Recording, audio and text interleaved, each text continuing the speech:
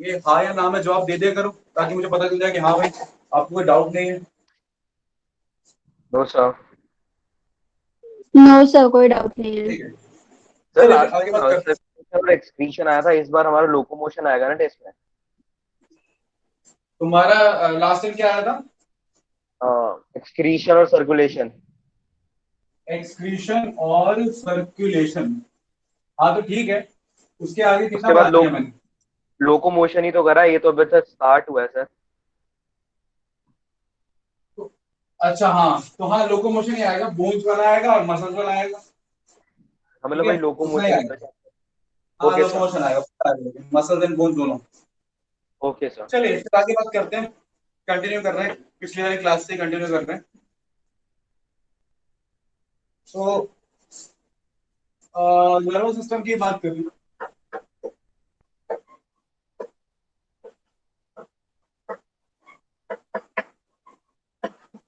तो मैंने आपको इम्पल्स के बारे में बता दिया था कि इम्पल्स ट्रैवल किस तरीके से करती है कि हाँ भाई sodium channel potassium channel one by one open up होते हैं, क्लोज होते हैं।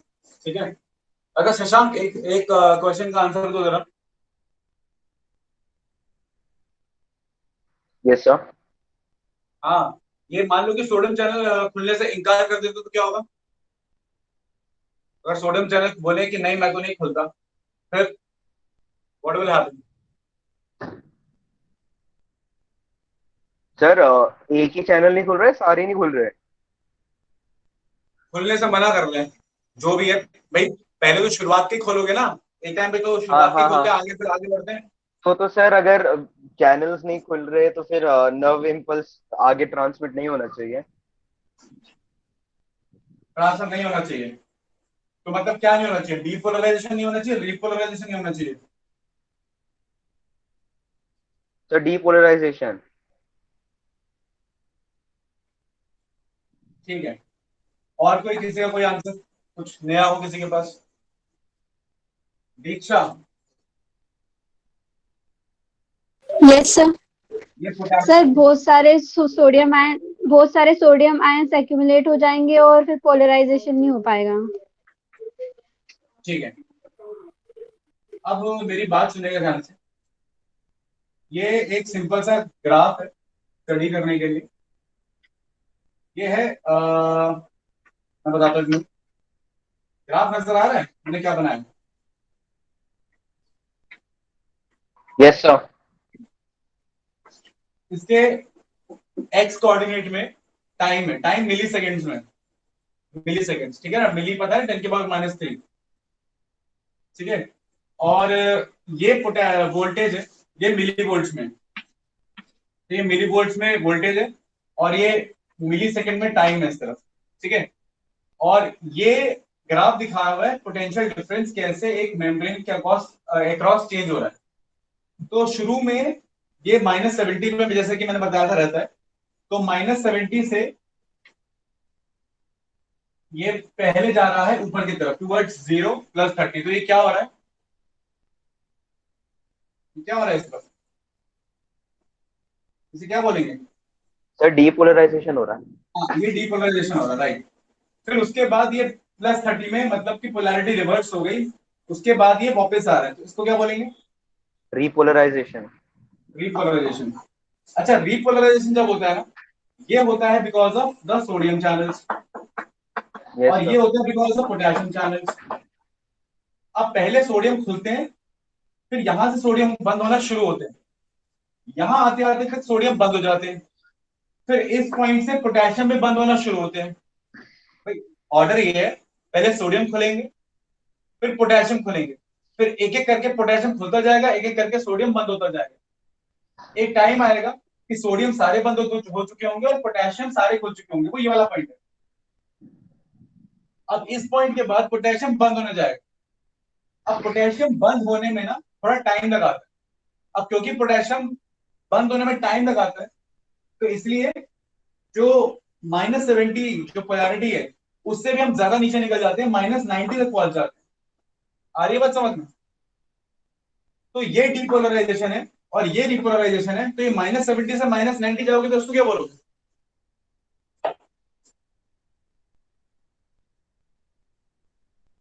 सर वो भी तो रिपोलराइजेशन का पार्ट ही होगा।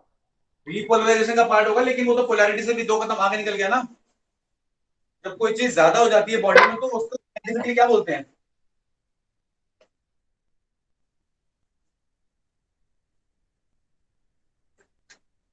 जब कोई चीज बॉडी में ज्यादा हो जाती है, अगर तुम्हारी बॉडी में मान लीजिए ग्लूकोज ज्यादा हो गया, तो कंडीशन को क्या बोलेंगे? सेंसिटिविटी ज्यादा हो गई तो क्या बोलेंगे? हाइपरग्लाइसीमिया कुछ होता है ना। किसी को बहुत बहुत ज्यादा गुस्सा आ जाता है तो वो क्या हो जाता है? हाइपर। हाँ, हाइपर होता है ना। हाइपर हो जाता है। तो ये पोलराइजेशन से भी हाइपर ज्यादा हो गया, ज्यादा पोलराइज हो गया। तो ये वाला जो पार्ट है -70 से -90 जाना है, इसको हम बोलते हैं हाइपर पोलराइजेशन। तो तीन ही पॉइंट्स हैं। कोई पूछे डीपोलराइजेशन क्यों हो रहा है, तो सोडियम चैनल की वजह से। रीपोलराइजेशन क्यों हो रहा है, पोटेशियम चैनल की वजह से। और कोई पूछे कि हाइपर पोलराइजेशन क्यों हो रहा है, तो आप बोलोगे पोटेशियम चैनल बंद होने में देर लगा रहे हैं इसके वजह से। ठीक है। तो अगर तीनों का अपोजिट हो गया, मान लो कि सोडियम ने बोला कि मैं बंद नहीं होता, तो फिर डीपोलराइजेशन जो है वो नहीं होगा। पोटेशियम बोले मैं बंद नहीं होता, तो रिपोलराइजेशन नहीं होगा। सॉरी, सोडियम बोले मैं नहीं खुलूंगा, तो डीपोलराइजेशन नहीं होगा। और पोटेशियम बोले कि मैं नहीं खुलूंगा, तो रिपोलराइजेशन नहीं होगा। और अगर पोटेशियम ज्यादा और देर के लिए बंद हो, तो हाइपर पोलराइजेशन ज्यादा हो जाएगा। तो तीनों चीजें क्या क्या कॉज कर रही है वो आपको याद रखना है। अब मुझे एक बात और बताओ,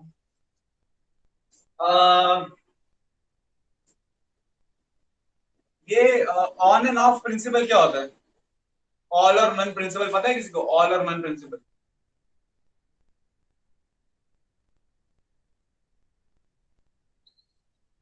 हार्डन सर।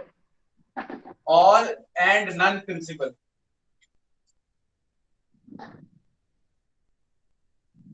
नहीं सर।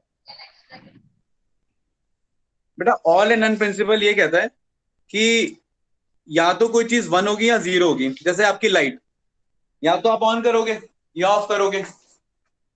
लाइट आधी जली, ऐसा तो कोई कॉन्सेप्ट नहीं होता ना। आधी बात समझ में? तो उसको बोलते हैं ऑल एंड नन। तो वही केस है कि या तो ये, एक मिनट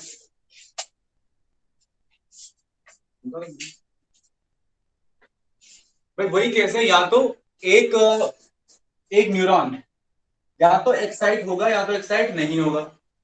मतलब कि आधा पोलराइजेशन नाम की चीज नहीं होती, इसको हम एक्शन पोटेंशियल भी बोलते हैं। तो आधा पोलराइजेशन या आधा एक्शन पोटेंशियल नाम की चीज नहीं होती। या अगर वो एक्साइट होगा तो होगा, नहीं होगा तो नहीं होगा। ये नहीं कि वो आधा एक्साइट हो गया या वो आधी इंफॉर्मेशन चलेगी, that is not a concept. ठीक है ना? तो याद रखना कि neuron follows all and none principle. एक बात और याद रखना, एक होता है थ्रेशोल्ड पोटेंशियल। थ्रेशोल्ड पोटेंशियल क्या है? कि मुझे इस न्यूरॉन को यहां से यहां पहुंचाने के लिए इतने सोडियम चैनल नहीं खोलने कि वो एक बारी में +30 पहुंच जाए। ऐसा मुझे नहीं करना। मुझे सिर्फ इतने सोडियम चैनल खोलने होते हैं कि ये -70 से ऑलमोस्ट -50 पहुंच जाए। और एक बार अगर ये -50 पहुंच गया, तो फिर ये अपने आप +30 तक चला जाएगा, sodium channel one by one खुलते चले जाएंगे। तो ये जो -50, जो मिनिमम चेंज मुझे चाहिए एक्शन पोटेंशियल जनरेट करने के लिए, इसको मैं बोलता हूं थ्रेशोल्ड पोटेंशियल। आगे बात समझ में?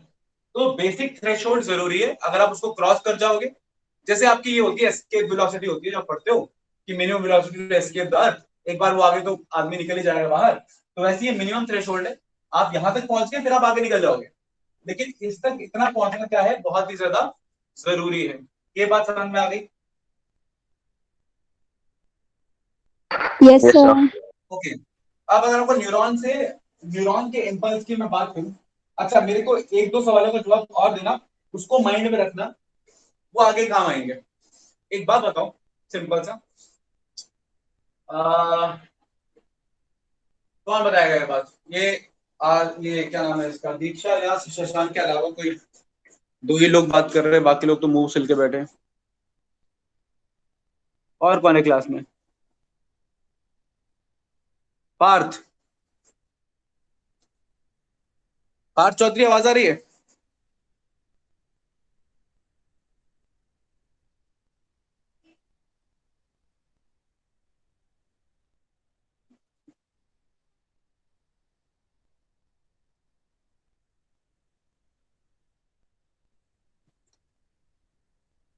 आदिति, आवाज आ रही है? Yes sir. आदिति, एक बात बताओ कि एक न्यूरॉन मान लो -100 पे है, राइट? तो जो न्यूरॉन -100 पे है और दूसरा न्यूरॉन -60 पे है, तो एक न्यूरॉन -100 पे पोटेंशियल डिफरेंस पे, एक -60 पे है। तो मुझे ये बताओ कि कौन से वाले न्यूरॉन में एक्शन पोटेंशियल जनरेट करना इजी रहेगा, -60 वाला या -100 वाला? सर -60 वाला। Okay, thank you Aditi. ये बात सभी लोग याद रखेंगे, ठीक है? ये कॉन्सेप्ट फिर आपको आगे काम आएगा, मैं बताऊंगा कब।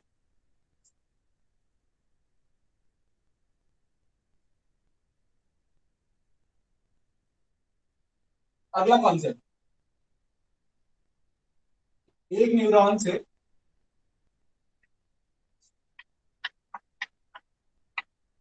दूसरे न्यूरॉन में इंपल्स कैसे जाएगी?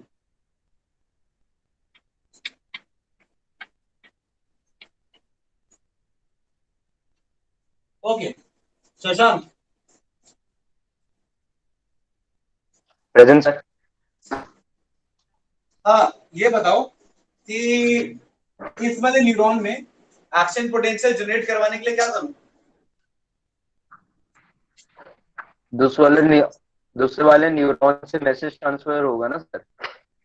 जो वो होगा अपना वो नहीं पूछ वो रहा अपना हूं, होगा क्या वो हम बाद में समझ लेंगे, उस पर पहुंच जाएंगे।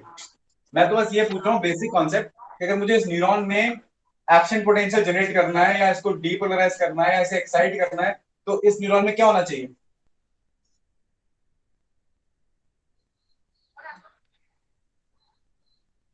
हाँ केमिकल मैसेंजर्स का transfer.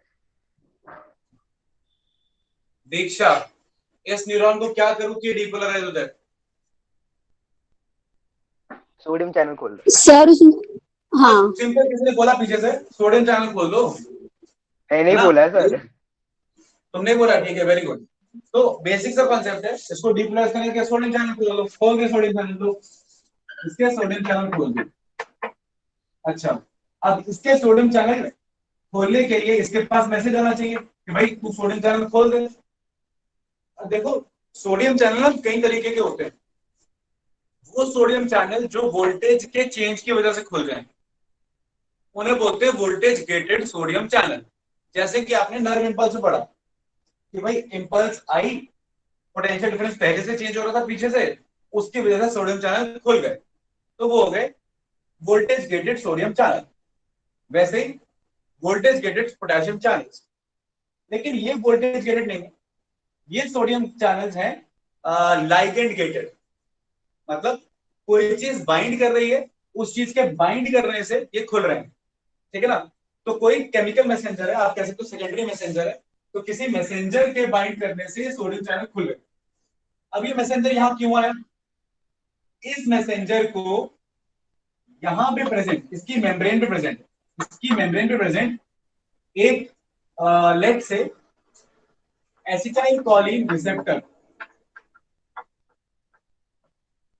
ACS stands for acetyl choline. Acetyl choline एक न्यूरोट्रांसमीटर है। तो एसिटाइल कोलिन के रिसेप्टर एक्टिवेट हुआ, उसने मैसेंजर भेजा, मैसेंजर ने सोडियम चैनल खोला, सोडियम चैनल खुला, क्या हो गया? डीपोलराइज हो गया। ये बात क्लियर है? आ रही है बात समझ में? Yes sir. अच्छा, अब एसिटाइल कोलिन रिसेप्टर से ये कैसे एक्टिवेट होगा ये तो आप पहले ही जानते हो, आपने वो पढ़ा था ना, क्या पढ़ाया था वो? न्यूरोमस्कुलर जंक्शन, याद है? न्यूरोमस्कुलर जंक्शन क्या था? न्यूरोमस्कुलर जंक्शन में एक पोस्ट सिनेप्टिक न्यूरॉन था, नीचे मेम्ब्रेन थी, क्या हो रहा था? यहां से एक इंपल्स आ रही थी, ठीक है? तो स्टेप क्या था? पहला बार इंपल्स आई, इंपल्स क्या कर रही थी? यहां पे प्रेजेंट थे क्या? कैल्शियम चैनल्स, याद है? कैल्शियम अंदर आ रहा था, ये कैल्शियम अंदर आके सिनेप्टिक वेसिकल से बाइंड कर रहा था, ये कैल्शियम बाइंड करके इसके साथ, फिर ये सिनेप्टिक वेसिकल मेम्ब्रेन से बाइंड कर रहा था, मेम्ब्रेन से बाइंड करने से ये न्यूरोट्रांसमीटर एसिटाइल कोलिन बाहर आ रहा था, और बाहर आके फिर तो आपको पता है ये बाइंड करेगा रिसेप्टर से अपने, फिर वो रिसेप्टर एक मैसेज देगा, सोडियम चैनल खोल देगा और एक न्यूरॉन से दूसरे न्यूरॉन में क्या हो जाएगी, इम्पल्स ट्रांसमिट हो जाएगी। ये बात समझ में आ रही है क्या कह रहा हूं मैं यस सर। कि नहीं समझे? आ गया सर समझ में। समझ में आ सर गया एक ना? चीज पूछनी है मेरे को। नहीं अभी 1 मिनट रुक जाओ। जो ये बताया ये शब्द में आ गया शशांक? हाँ सर, इसी में ही पूछना है। हाँ बोलो। सर जब हमने पहले वाले न्यूरॉन में नर्व इम्पल्स भेजा, उसने नीचे हाँ से न्यूरोट्रांसमीटर को। हाँ सुन रहा हूँ बोलो। हाँ सर, पहले वाले से नर्व इम्पल्स भेजा तो फिर न्यूरोट्रांसमीटर जब दूसरे वाले में पहुंचेंगे हाँ तो वो वहां जाके उसका नर्व इम्पल्स जनरेट करेंगे ना सर? हाँ अगले वाले का। ठीक है। मतलब हम ये मान के चल रहे हैं कि जो पीछे वाला न्यूरॉन है ना, जो प्री सिनेप्टिक है, उसमें ऑलरेडी इम्पल्स आ रहा था, ठीक है? Yes sir. उसमें इम्पल्स आया तो उसका जब इम्पल्स टर्मिनल पे पहुंचता है, ये जैसा कि न्यूरोमस्कुलर जंक्शन बताया था, जैसे उसका हाँ नर्व हाँ। इम्पल्स टर्मिनल पे पहुंचता है, टर्मिनल पे ये कैल्शियम चैनल खुल जाते हैं, ठीक है ना, क्योंकि वो वोल्टेज गेटेड है, समझ रहे हो? यस तो sir. Voltage yes gated sir. Calcium channel खुल जाते हैं, कैल्शियम अंदर दौड़ा चला आएगा क्योंकि बाहर कैल्शियम ज्यादा होता है। अंदर कैल्शियम जैसे ही आया वो वेसिकल से बाइंड करेगा, वेसिकल को का एक्सोसाइटोसिस कराएगा, अगर आप एक्सोसाइटोसिस समझते हो तो वेसिकल का एक्सोसाइटोसिस कराएगा, उसका न्यूरोट्रांसमीटर बाहर आ जाएगा, लेट्स से एसिटाइलकोलिन। वो न्यूरोट्रांसमीटर आके जो अगला वाला न्यूरॉन है, ठीक है ना, जो अगला वाला न्यूरॉन है उसके रिसेप्टर से बाइंड करेगा। ये रहा अगले वाले न्यूरॉन का रिसेप्टर और यस सर। ये एसिटाइलकोलिन इसके रिसेप्टर से बाइंड कर दिया।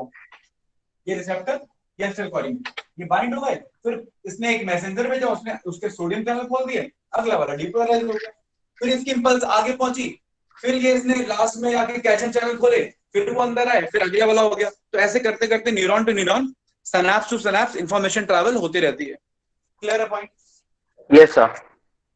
अच्छा, सिनैप्स ना दो तरीके के होते हैं, ठीक है, केमिकल और एक इलेक्ट्रिकल। देखो इलेक्ट्रिकल सिनैप्स कुछ भी नहीं है। देखो ये जो केमिकल, ये दो जो दूर है, मेरी उंगली दिख रही है, जब दो सिनैप्स बहुत ही दूर है, तो न्यूरॉन्स बहुत दूर है, तो यहां से यहां कूद के नहीं जा सकते, तब आपको कुछ केमिकल भेजना है, तो वो केमिकल सिनैप्स है जो पढ़ा रहा हूं। इलेक्ट्रिकल सिनैप्स में क्या होता है, दो न्यूरॉन इतनी पास में होते हैं कि यहां से यहां इंपल्स जंप कर जाती है, मतलब कि वो एज अ सिंगल न्यूरॉन ही बिहेव करते हैं, ठीक है? तो दीक्षा ये क्विक नर्व इंपल्स ट्रांसमिशन किसमें होगा? क्या सर? जल्दी जल्दी इंपल्स किसमें ट्रांसमिट होगा, केमिकल में कि इलेक्ट्रिकल में? सर इलेक्ट्रिकल में। तो ये बताओ, तुम्हारे हाथ तेज चलते हैं दिमाग? दिमाग। तो इलेक्ट्रिकल सिनैप्स मेनली कहाँ मिलेंगे? ब्रेन में। यस, ठीक है ना, बहुत बढ़िया। तो सारे सवालों का जब तुम्हारे पास ही होता है, मेरे पास कुछ नहीं है, मैं बस इंफॉर्मेशन दूंगा, बाकी तुम अप्लाई खुद कर लोगे, ठीक है? Aditi, yes sir. आपसे एक क्वेश्चन पूछा था मैंने, -60 और -100 वाला, वो याद है? Yes sir. अच्छा इमेजिन करो कि अगर एक न्यूरोट्रांसमीटर आया, उसने एक अगले वाले न्यूरॉन के सोडियम चैनल खोल दिए, लेकिन थोड़े से ही खोले, उसको -70 से -60 पे ले गया, तो अब उसके एक्साइट होने के चांसेस बढ़ गए या घट गए?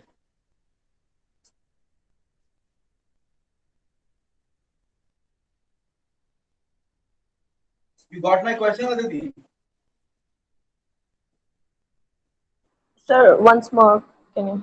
या आई रिपीट, एक न्यूरॉन है ये वाला, इसने इसके सोडियम चैनल खोले, लेकिन थोड़े से ही खोले, ये -70 से -60 पे पहुंच गया, ये वाला न्यूरॉन पोस्ट सिनेप्टिक।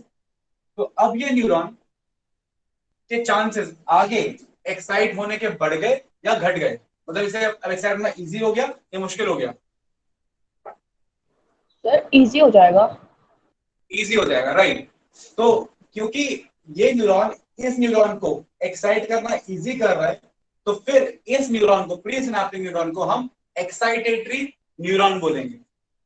और कौन सा न्यूरोट्रांसमीटर इसने इस्तेमाल किया इसको एक्साइट करने के लिए, है ना, उसको बोलते हैं एक्साइटेटरी न्यूरोट्रांसमीटर। क्लियर? तो अगर ये न्यूरॉन इसको एक्साइट कर रहा है towards more mind, towards depolarization लेके जा रहा है, तो फिर ये एक एक्साइटेटरी न्यूरॉन है। अच्छा आदित्य, एक और बात बताओ, one more question. Yes, sir. Let's assume कि इस वाले न्यूरॉन के सोडियम की जगह पोटेशियम चैनल खोल दिए होते, फिर क्या होता? इस वाले न्यूरॉन का क्या होता? ये पोटेशियम क्या होता, इसके अंदर आ जाता कि बाहर निकल जाता? सर बाहर निकल जाते। पोटेशियम बाहर निकल जाता ना, और पोटेशियम पॉजिटिव चार्ज है, पॉजिटिव चार्ज बाहर निकलता, तो ये न्यूरॉन ज्यादा नेगेटिव चला जाता, ज्यादा पॉजिटिव चला जाता? ज्यादा नेगेटिव चला जाता। ज्यादा नेगेटिव चला जाता। तो ज्यादा नेगेटिव चला जाता तो इसको एक्साइट करना और आसान हो जाता कि मुश्किल हो जाता? मुश्किल हो जाता। तो फिर तो फिर इस न्यूरॉन ने इसको एक्साइट किया या इनहिबिट किया? Sir inhibit. तो फिर ये न्यूरॉन क्या कहलाएगा? Inhibitor neuron. Inhibitory neuron. और जो न्यूरोट्रांसमीटर ये न्यूरॉन इस्तेमाल कर रहा होगा उसको क्या बोलेंगे? Inhibitory neuron transmitter.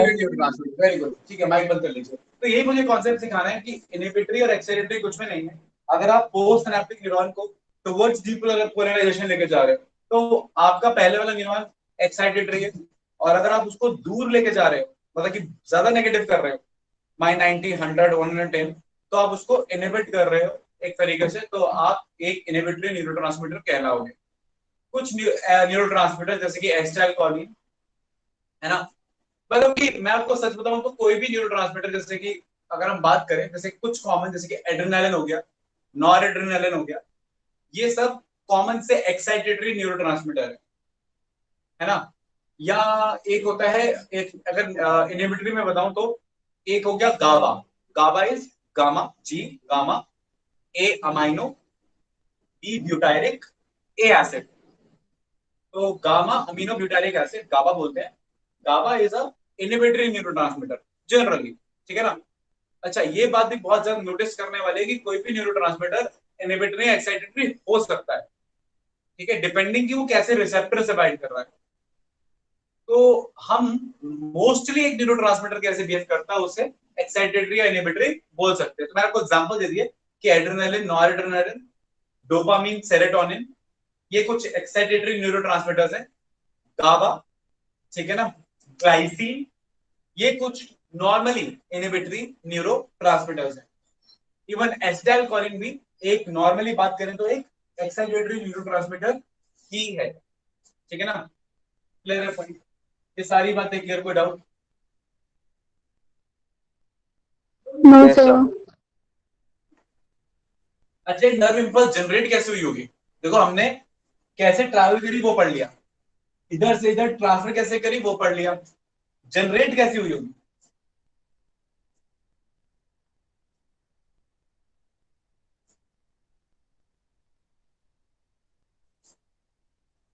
बेटा, जनरेशन के लिए ना रिसेप्टर्स रिस्पॉन्सिबल है ना। हमारी जैसे स्किन में रिसेप्टर है, मान लो मेरे स्किन पे रिसेप्टर है, हाथ पे रिसेप्टर है, सेंसरी रिसेप्टर। हाँ सेंसरी रिसेप्टर। अब मैंने टच किया, अब हुआ क्या, मैं आपको सिंपल बताता हूँ। जो रिसेप्टर्स होते हैं ना, जैसे मान लो कि टच रिसेप्टर है, टच रिसेप्टर्स का मतलब कि उनके जो सोडियम चैनल्स हैं वो मैकेनिकल गेटेड सोडियम चैनल्स हैं। वो जैसे ही प्रेशर पड़ता है या टच लगता है तो उसके सोडियम चैनल खुल जाते हैं, वो एक्साइट हो जाते हैं, ठीक है ना। तो जो टच से एक्साइट हो जाए वो आपके touch sensitive sodium, touch sensitive receptors.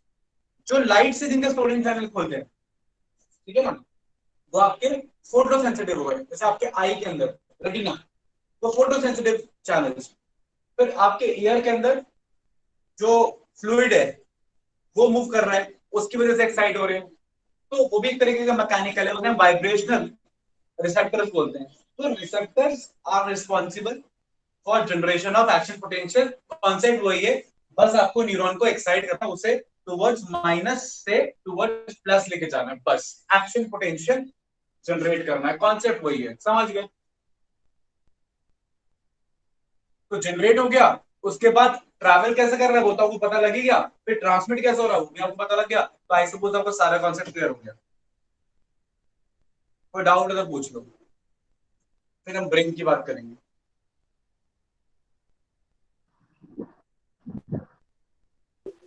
No sir, कोई डाउट नहीं है। Yes sir. आपको पता है ब्रेन की स्पेशलिटी क्या है?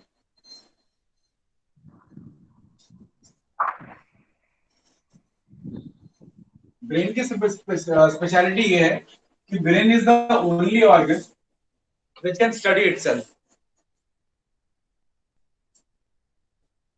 हम अपने ब्रेन से ही ब्रेन को पढ़ने वाले हैं। This is the beauty of the organ, इकलौता ऐसा ऑर्गन है जो खुद के बारे में जानता है और समझता भी है। तो ब्रेन के बारे में बात करते हैं। एक छोटा सा डायग्राम बना रहा हूं।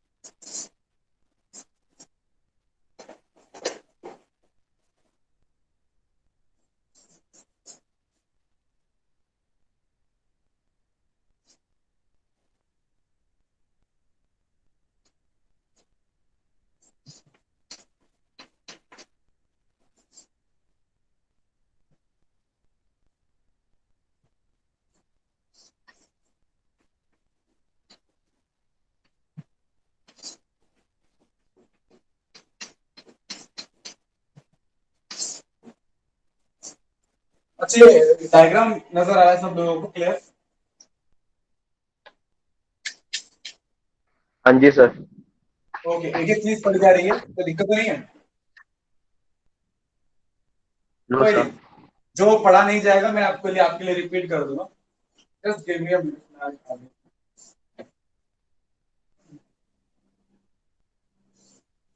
हाँ, तो डायग्राम को ध्यान से देखिए, रिपीट करते कैसे नजर आ रहा है।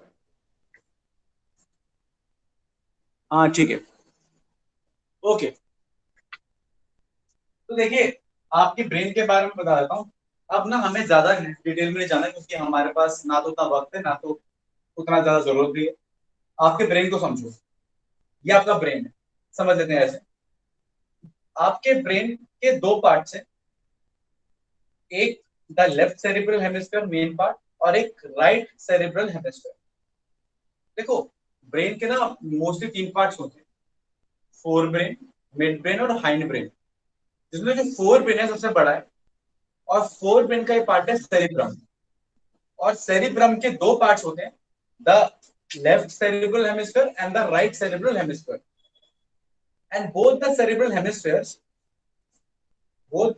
hemispheres are connected, नीचे से देखिए, are connected by this, मेरा अंगूठे को समझ लीजिए, corpus callosum, CORPUS corpus, CALL cal, OSUM callosum। तो corpus callosum दोनों cerebral hemisphere को कनेक्ट करता है, ठीक है? इतना क्लियर है, इतना समझ लीजिए बस। अब आपका ये मैंने ओवरऑल पूरे ब्रेन का डायग्राम बनाया, ओवरऑल पूरे ब्रेन का, जिसमें मेन मेन पार्ट्स बता देता हूँ कौन कौन से दिखाए गए। ये आपका बड़ा वाला हिस्सा फ्रंटल, पैराइटल, ऑसिपिटल, टेम्पोरल, जो आपने उसमें पढ़ा था, क्या कहते हैं उसमें, अपने बोन वाले चैप्टर के अंदर। तो ऑसिपिटल, पैराइटल, फ्रंटल, टेम्पोरल, ये चार लोब्स हैं, चार lobes of one cerebral hemisphere. मतलब इन टोटल आपके पास दो फ्रंटल होंगे, दो पैराइटल होंगे, दो ऑसिपिटल होंगे, दो टेम्पोरल होंगे, तो दो होंगे। मैंने एक एक बनाया है क्योंकि मैं एक सेरेब्रल हेमिस्फीयर की बात कर रहा हूँ। ये आपका सेरेब्रल हेमिस्फीयर हो गया पूरा, है ना? मेन मतलब सेरिब्रम कह लो, cerebral hemisphere is nothing but the cerebrum. अब सेरिब्रम का क्या फंक्शन है? सेरिब्रम फोर ब्रेन का पार्ट है, मैं को ब्रेन के पार्ट्स भी सारे लिखवा दूंगा। इसका क्या फंक्शन रहता है फोर ब्रेन का? कि सारी इंफॉर्मेशन प्रोसेस करना। जैसे अभी आप मेरी आवाज सुन रहे हो, तो मैं क्या बोल रहा हूँ ये आपको समझ में आ रहा है, क्योंकि आपने कभी ना कभी हिंदी लैंग्वेज सीखी है और इंग्लिश भी सीखी है। कुछ वर्ड्स में इंग्लिश के इस्तेमाल कर रहा हूँ, कुछ हिंदी के इस्तेमाल कर रहा हूँ। तो ये सारी इंफॉर्मेशन, सुनने वाली जो इंफॉर्मेशन है, वो आपके टेम्पोरल लोब में प्रोसेस हो रही है।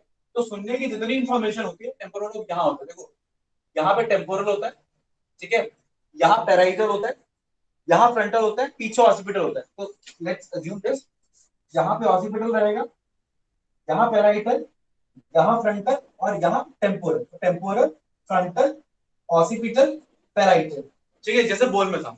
बस बोन में हर एक का पैर नहीं था, ठीक है? जो भी आप सुन रहे हो वो इन्फॉर्मेशन प्रोसेस कहाँ हो रही है? टेम्पोरल लोब में। ये लोब डैमेज हो जाएगा तो आपको प्रॉपरली स्पीच सुनाई नहीं देगी, ठीक है ना?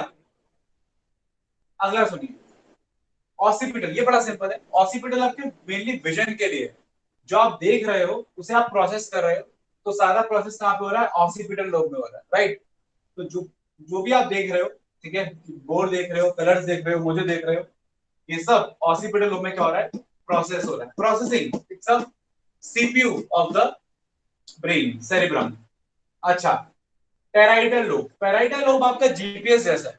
मतलब कि आप खड़े हो और आपको पता है कि ये, जैसे मुझे पता है कि मेरे वन हैंड डिस्टेंस पे ये बॉटल है, और बिना देखे मुझे पता है कि ये रहा बोर्ड। बिना देखे मुझे पता है, मैं देख नहीं रहा हूँ, आई डोंट नो, बट कोई मुझसे बोलेगा कि अपने नी पे टच करो, तो बिना देखे अपनी नी पे टच कर लूंगा।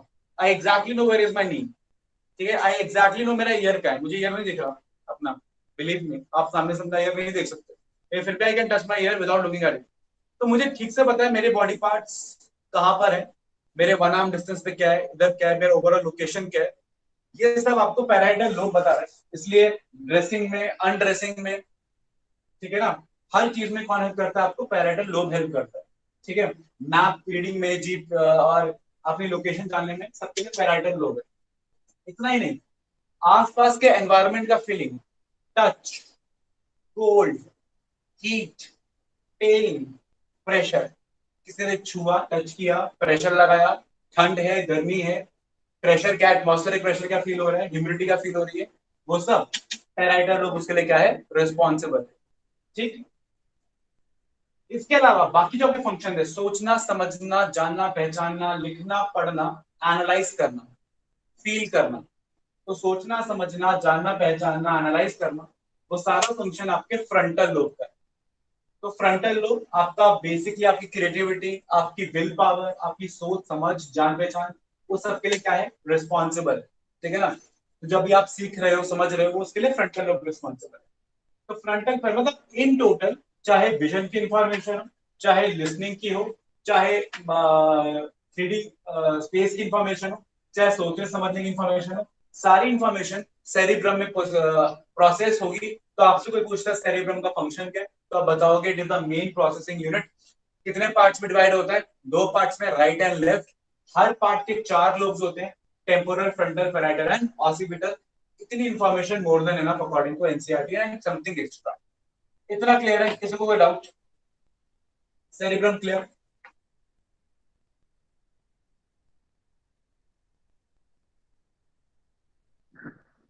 Yes sir. Yes okay, sir. अच्छा एक बात ध्यान दीजिएगा, मैं आपको एक आइडिया और दे देता हूँ थोड़ा सा मिटा के। आपके सेरेब्रल हेमिस्फीयर के ना 2 हिस्से होते हैं, आपने सुना होगा कभी। ऊपर वाले को हम ग्रे मैटर बोलते हैं और नीचे वाले को हम व्हाइट मैटर बोलते हैं। जैसे कि ये हिस्सा मान लो, इतना हिस्सा है ना, ये ऊपर ऊपर वाला हिस्सा,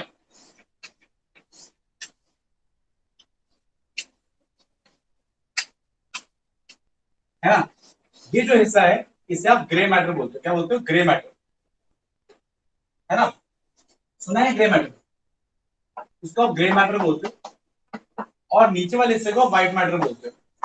तो याद रखना, ग्रे मैटर ऊपर होता है, व्हाइट मैटर नीचे होता है। स्पाइनल कॉर्ड में उल्टा हो जाता है, स्पाइनल कॉर्ड में अंदर की तरफ ग्रे मैटर होता है, बाहर की तरफ व्हाइट मैटर होता है। ठीक है ना, ब्रेन में ऐसे। अच्छा, ग्रे मैटर व्हाइट मैटर का कॉन्सेप्ट क्या है?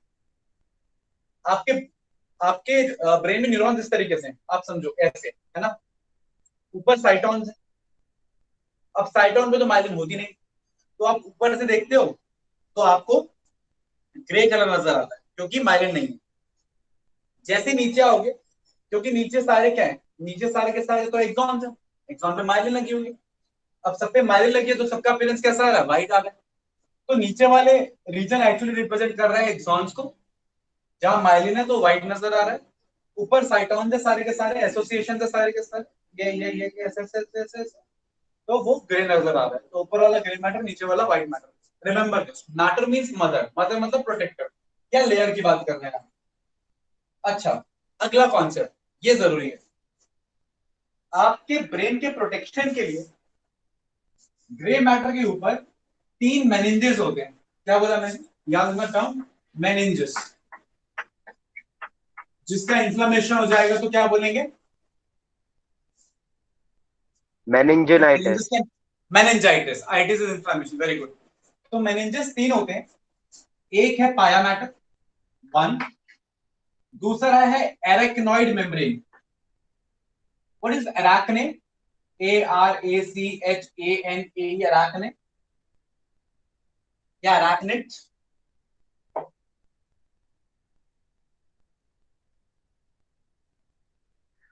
नहीं बता सर। हाँ, ये जो स्पाइडर वाला ग्रुप होता है ना, स्पाइडर वाला ग्रुप, ये स्पाइडर वाले ग्रुप को हम एराकनेट्स बोलते हैं। तो स्पाइडर वेब से नाम आ रहा है, तो ये वेब लाइक होता है, तो इसको हम एराकनॉइड मेम्ब्रेन बोलते हैं। तो पाया मैटर इज हाईली वैस्कुलर, ये वैस्कुलर लेयर सॉफ्ट है, ये फाइब्रस है, उसकी बनी हुई है बहुत ज्यादा, इसमें ना ऐसे वेब लाइक फाइबर्स हैं, तो अरेक्नॉइड मेम्ब्रेन। और टॉप वाली है dura mater, dura is tough, ये टफ मेम्ब्रेन है, ठीक है ना। तो टफ वाली ड्यूरा मैटर, ड्यूरेबल से आ रहा है वर्ड, तो ड्यूरा मैटर, एराक्नॉइड मेम्ब्रेन और पाया मैटर, ये 3 क्या है, मेनिंजेस है। और ड्यूरामेटर के ऊपर बोन्स रहेंगे आपकी, क्रेनियल बोन्स बताया था, फ्रंटल, टेम्पोरल, कराइट, वो सब तो हड्डियां हैं, बोन्स हैं, क्रेनियम है आपका। फिर क्रेनियम को छोड़ दो, क्रेनियम मेनिंजिस में नहीं आएगा। उसके बाद ड्यूरामेटर, एरेक्नॉइड मेम्ब्रेन और पायामेटर। अब कॉन्सेप्ट ये है कि ड्यूरामेटर के नीचे और एरेक्नॉइड मेम्ब्रेन के नीचे, दोनों के नीचे स्पेस है ना। और स्पेस कोई बहुत मुश्किल चीज नहीं है। ड्यूरामेटर के नीचे वाला स्पेस सबड्यूरल स्पेस, और एरेक्नॉइड मेम्ब्रेन के नीचे वाला स्पेस क्या कहलाएगा?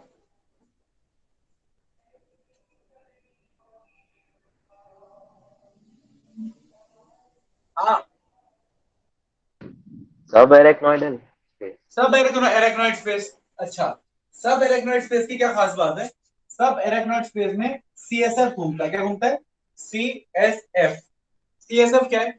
CSF is cerebro spinal fluid. क्या होता है इसका इंपॉर्टेंस?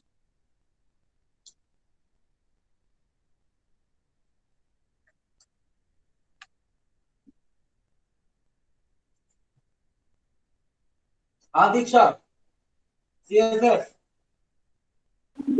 सर वो अपने को एक्सटर्नल प्रेशर से बचाएगा। ओके, देखो ब्रेन में डायरेक्टली ब्लड नहीं जाता। रीजन बीइंग ब्रेन ब्लड में टॉक्सिसिटी होती है। There is something known as blood brain barrier, ठीक है ना। ब्लड ब्रेन बैरियर नाम की चीज होती है, ब्लड डायरेक्टली ब्रेन में नहीं जाता है। इसलिए आपकी ब्रेन के लिए जो मेडिसिन आती हैं वो नॉर्मल मेडिसिन से अलग होती है। मतलब कि जो आम गोली आप बाकी ऑर्गन्स को ट्रीट करने के लिए ले लोगे, वो सेम गोली आपके ब्रेन को ट्रीट करने के लिए इस्तेमाल नहीं हो सकती, क्योंकि वो जो दवाई है वो ब्रेन तक पहुंचेगी ही नहीं। तो ब्रेन तक पहुंचने के लिए ब्लड ब्रेन बैरियर को क्रॉस करना पड़ता है, जो कुछ ही स्पेशल मेडिसिन कर पाती है, वो ऐसे डिजाइन होती है।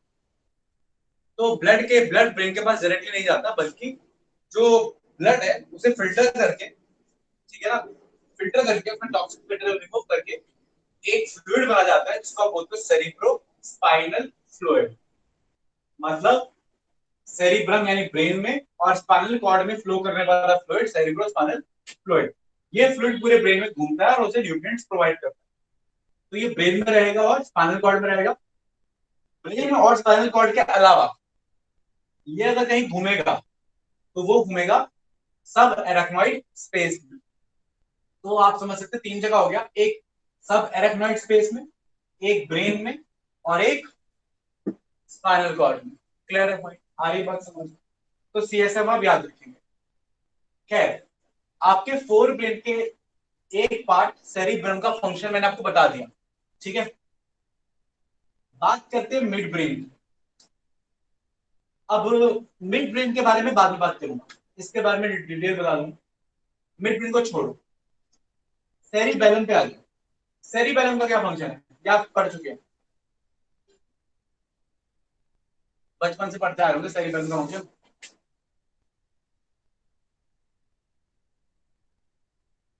और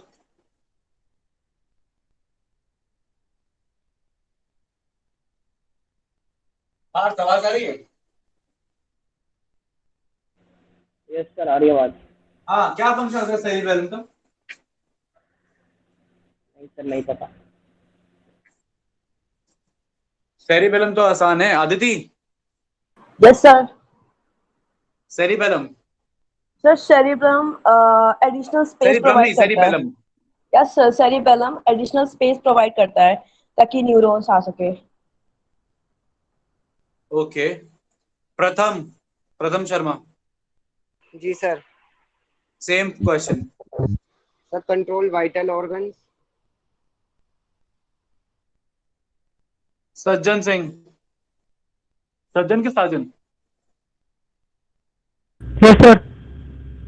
हाँ, तुम्हारा नाम क्या है, सज्जन है साजन है? सजन सजन। सजन, हाँ सज्जन सिंह। सर वो वॉलंटरी मूवमेंट को कंट्रोल करता है, जैसे जैसे कि पोस्चर। सर पोस्चर हो गया हमारा। कैसे कंट्रोल करता है? बैलेंस करता है sir. Shashank, sir muscular activity में भी काम करता है।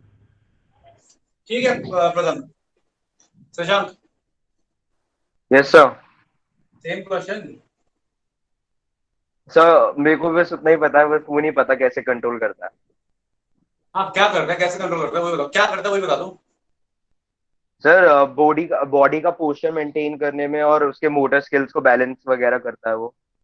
हाँ बस बेसिक इन्फॉर्मेशन, वेरी गुड, बहुत बहुत तुमको सबको आइडिया है, कोई बहुत मुश्किल नहीं है। आप बचपन जब भी 10th क्लास में पढ़ा होगा सेरिबेलम, तो नाम समझो, छोटा सेरिब्रम है सेरिबेलम। जैसे सेरिब्रम है उसका छोटा पार्ट है सेरिबेलम, ठीक है ना, छोटा सेरिब्रम सेरिबेलम। जैसे इसमें दो हेमिस्फेयर है, उसमें भी दो हेमिस्फेयर होते हैं, ठीक है, सेम है ना। हाँ, उसके पास ये लोब्स नहीं होते, ठीक है। अब सेरिबेलम क्या है ना, फॉर एग्जांपल अब देखो मैंने हाथ मूव किया हाथ, क्या लगता है ये हाथ से मूव क्या होगा, ये मसल मूव करी, ये मसल मूव करी, ये मसल मूव करी, कितनी सारी मसल्स मूव करी, कितनी सारी मसल्स कॉन्ट्रैक्ट करी, इवन बोन भी कॉन्ट्रैक्ट किए, और बोन भी मसल के कोऑर्डिनेशन में कॉन्ट्रैक्ट किए। मतलब मेरा मसल बोले कि मैं तो राइट जाऊंगा, बोन बोले नहीं तो मैं तो लेफ्ट जाऊंगी, तो कॉन्ट्रैक्शन ही नहीं हो पाएगा। मतलब मसल और बोन को एक कोऑर्डिनेशन करना है तभी मूवमेंट हो पाएगा, और एक को नहीं, इन सारियों को। भाई ये मसल और ये मसल एक पर्टिकुलर तरीके से कॉन्ट्रैक्ट करेगी तो ये मूवमेंट होगा। भाई फॉर एग्जांपल अगर मैंने सिंपल सा अपना हाथ फ्लेक्स किया, तो बाइसेप मेरी कॉन्ट्रैक्ट करी, ट्राइसेप मेरी रिलैक्स करी, दोनों कॉन्ट्रैक्ट करेगी तो भी नहीं होगा, दोनों रिलैक्स करेंगे तो भी नहीं होगा। एक को कॉन्ट्रैक्ट करना है, एक को रिलैक्स करना है, और बोन को मूव करना है, जॉइंट को मूव करना है, टेंडन को मूव करना है, मतलब हर एक चीज को एक कोऑर्डिनेटेड मैनर में ही मूव करना है। जरा सा इधर से उधर हुआ तो कॉन्ट्रैक्शन या मूवमेंट प्रॉपर नहीं होगा। तो मतलब there is list of bones and muscles, 1 2 3 4 5 6 7 8, ऐसी बहुत सारे लिस्ट हैं बोन्स और मसल्स की, जो एक कोऑर्डिनेटेड मैनर में कॉन्ट्रैक्ट करनी चाहिए। पहले तू, फिर तू, फिर तू, फिर तू, फिर तू, राइट। अब ये सारी मेरी बात ध्यान से सुनना, ये बात इंपॉर्टेंट है, एनसीईआरटी में लिखी है, लेकिन मुझे 110% श्योर है कि आप एनसीईआरटी को इतने बारीकी से नहीं पढ़ोगे कि आप उसको ध्यान दो। ध्यान से सुनना, ये सारी की सारी इंफॉर्मेशन, कौन सी बोन और मसल कॉन्ट्रैक्ट करेगी, ये सारी इंफॉर्मेशन सेरिब्रम जनरेट करता है। आई रिपीट, ये सारी इंफॉर्मेशन सेरिब्रम जनरेट करता है। जनरेट करने के बाद वो ये इंफॉर्मेशन सेरिबेलम को दे देता है। सेरिबेलम का काम बस इतना सा है कि इसको ऑर्गेनाइज करना, जो बस ऑर्गेनाइज करके उन पर्टिकुलर ऑर्गन्स को या मसल्स को या बोन्स को देता है, ताकि आपकी बॉडी बैलेंस रहे, गिरे नहीं, प्रॉपर मूवमेंट हो जाए। इसलिए हम बोलते हैं चलने में, फिरने में, दौड़ने में, भागने में, कूदने में, जिम्नास्टिक करने में, एक्सरसाइज करने में, साइकिल चलाने में, ये सब बैलेंसिंग में जो रिस्पॉन्सिबल है वो सेरिबेलम है। क्लियर है पॉइंट। लेकिन ये जनरेट कुछ नहीं कर रहा, जनरेट सेरिब्रम ही कर रहा है, ये सिर्फ सेरिब्रम से आई हुई इंपल्स को ऑर्गेनाइज कर रहा है। Is that clear to everybody? Sir organise बोले तो मतलब हर चीज ताकि स्मूथली हो, वही ना। हाँ, ऑर्गेनाइज का मतलब पहले तू, फिर तू, फिर तू, फिर तू, 8 मसल कॉन्ट्रैक्ट करनी है, 4 बोन कॉन्ट्रैक्ट करनी है, लेकिन सबने एक टाइम पे थोड़ा कॉन्ट्रैक्ट करना है, सबने अलग अलग टाइम पे कॉन्ट्रैक्ट करना है, अलग अलग स्ट्रेंथ से करना है ना, तो वो ऑर्गेनाइज, ओके। कोऑर्डिनेशन। हाँ कोऑर्डिनेशन, ओके सर। कोऑर्डिनेशन तो जनरेशन नहीं है, जनरेशन यहां से, इसका काम organisation. Okay, pons and medulla. Pons का फंक्शन बताओ, मेडुला का बहुत आसान है।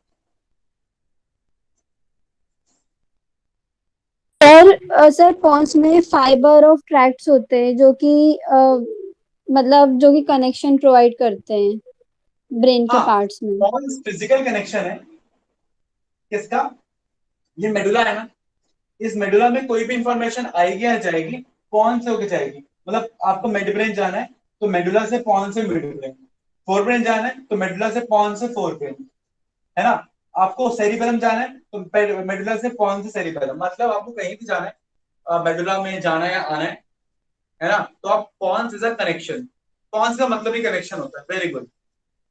अब एक इंपॉर्टेंट फंक्शन में बता दो तो मैं को बड़ी खुशी होगी, जो मैं आपको ऑलरेडी पढ़ा चुका हूं पहले।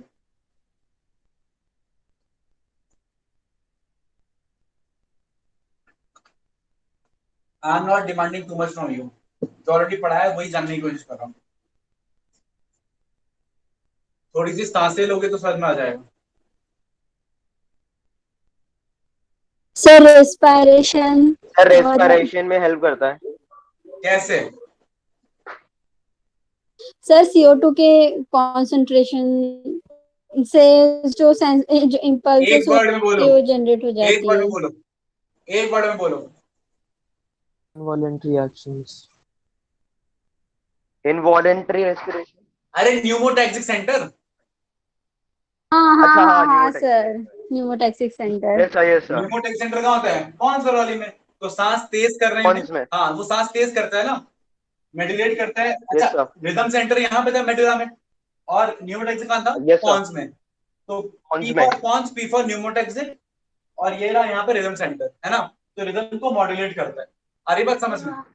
तो न्यूमोटैक्सिक सेंटर पॉन्स में। कौन गाना गा रहा है भाई? ठीक है, तो न्यूमोटैक्सिक सेंटर पॉन्स में और रिदम सेंटर मेडुला में। ये क्लियर है आपको? ठीक है, तो पॉन्स का फंक्शन कोई पूछेगा तो बता देना। मेडुला का फंक्शन बताओ।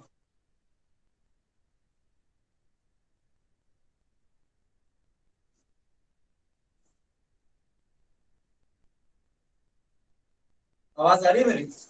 मेडुला का फंक्शन सर, एक मिनट से। हाँ, ब्रेन और स्पाइनल कॉर्ड के बीच में लिंकेज प्रोवाइड करता है मेड्यूला। एक बात क्लियर, ठीक है। पीछे जो ब्रेन मैं और पढ़ा रहा हूँ तुम सांसें ले रही हो? हाँ हाँ सर। भूल तो नहीं रही हो?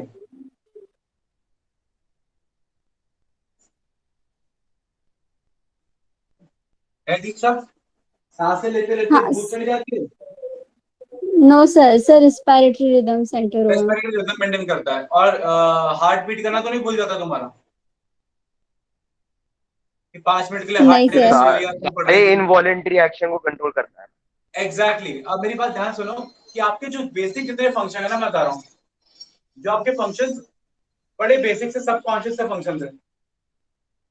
जैसे कि फॉर एग्जांपल, अभी मैं पढ़ा रहा हूँ, आप सांस ले रहे हो, आपको वॉलंटरी सांस लेने की जरूरत ही नहीं, अपने बैकग्राउंड में चल रहा है सांस का सिस्टम, है ना? जैसे आपके मोबाइल में बैकग्राउंड में डेटा चलता रहता है ना, अपडेट होता रहता है। तो वैसे ही आपका बैकग्राउंड में सांस लेते जा रहे हो, आप कौन रिस्पॉन्सिबल है? Medulla oblongata. आपका बैकग्राउंड में हार्ट रेट, हार्ट बीट कर रहा है, तेज हो रहा है, धीरे हो रहा है, आपको पता नहीं चल रहा। आपका हार्ट ऑटोमेटिकली कभी तेज कभी धीरे हो जाता है, डिपेंडिंग कैसा कंसंट्रेशन है ब्लड का या क्या जरूरत है। आपको पता भी चलता है कौन रिस्पॉन्सिबल है? मेडुला ऑब्लोंगाटा, क्योंकि cardiac rhythm centre, respiratory rhythm centre. इतना ही नहीं, आप आपने खाना खाया, आप तो क्लास लेने बैठ गए, बैकग्राउंड में खाना डाइजेस्ट होता चला गया, एचसीएल रिलीज हो रहा है, एंजाइम रिलीज हो रहे हैं, है ना? वो सब कौन रिस्पॉन्सिबल है? गैस्ट्रिक रिफ्लेक्सेस के लिए मेडुला ऑब्लोंगाटा। वॉमिटिंग रिफ्लेक्स के लिए कौन रिस्पॉन्सिबल है? Medulla oblongata. यूरिन रिलीज करना है, मिक्चुरेशन, कौन रिस्पॉन्सिबल है? Medulla oblongata. Faecal matter release करना है, डेफिकेशन रिफ्लेक्स कौन रिस्पॉन्सिबल है? Medulla oblongata. इतना ही नहीं, delivery of the child, parturition या फीटल इजेक्शन रिफ्लेक्स कौन रिस्पॉन्सिबल है? Medulla oblongata. Milk ejection reflex, milk का बाहर आना बॉडी से, कौन रिस्पॉन्सिबल है? Medulla oblongata. तो मेडुला ऑब्लोंगाटा इज फंक्शनिंग आपके बैकग्राउंड में पूरे की पूरी बॉडी को संभाल रहा है। इसलिए अगर मैंने आपके मेडुला ऑब्लोंगाटा को जोर से डैमेज कर दिया, it can cause instant death, है ना? तो आपकी मेडुला ऑब्लोंगाटा को डैमेज कर दिया, आप सांस लेना भूल जाओगे, बस ओवर। आ रही है बात समझ? Clear point?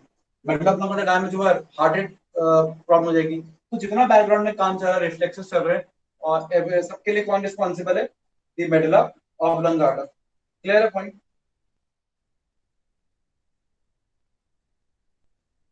Yes sir. Okay, तो ये तो हुए आपके ब्रेन के पार्ट्स और बाकी चीजों के पार्ट्स। आगे बात करते हैं।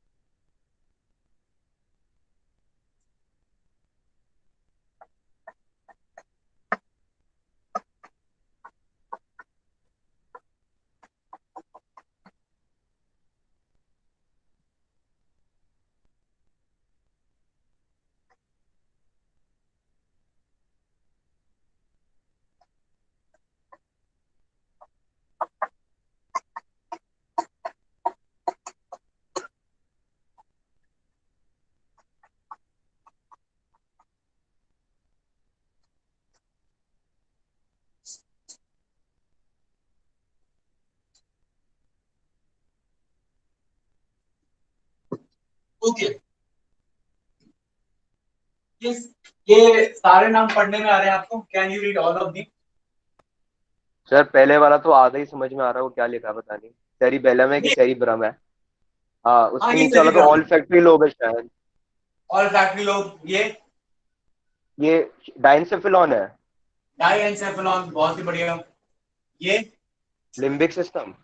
लिम्बिक सिस्टम, ये मतलब सर आधा आधा ही दिख रहा है सर वैसे। आधा क्यों दिख रहा है भाई? पता नहीं सर, सेरिब्रम का सिर्फ EBRUM दिख रहा है।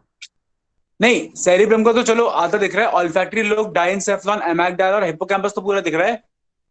हाँ सर, वो पूरा दिख रहा है। मैं भी देख रहा हूँ, है ना? ओके, हाँ सर। तो मैं ये कह रहा हूँ कि इनमें से सेरिब्रम का फंक्शन क्लियर है आप लोगों को? कोई डाउट नहीं है सेरिब्रम के फंक्शन में? हाँ सर। ओके, इसमें आपको ओके ऑल फैक्ट्री लोब और लिम्बिक सिस्टम बता देता हूँ।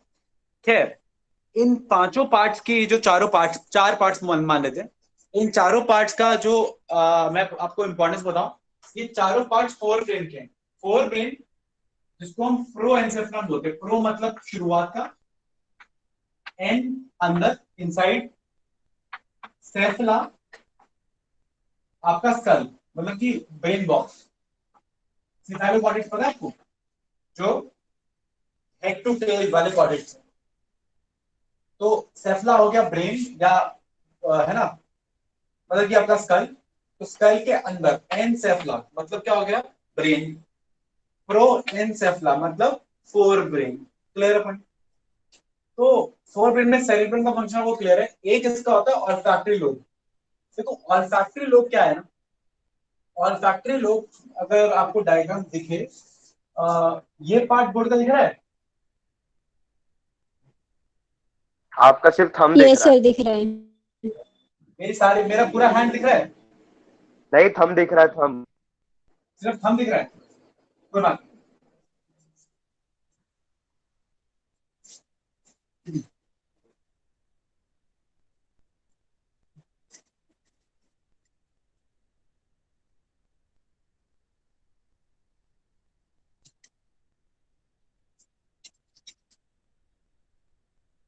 अब पूरा दिख रहा है, राइट?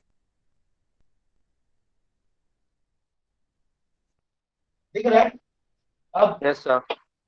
ओके, तो मान लो ये आप,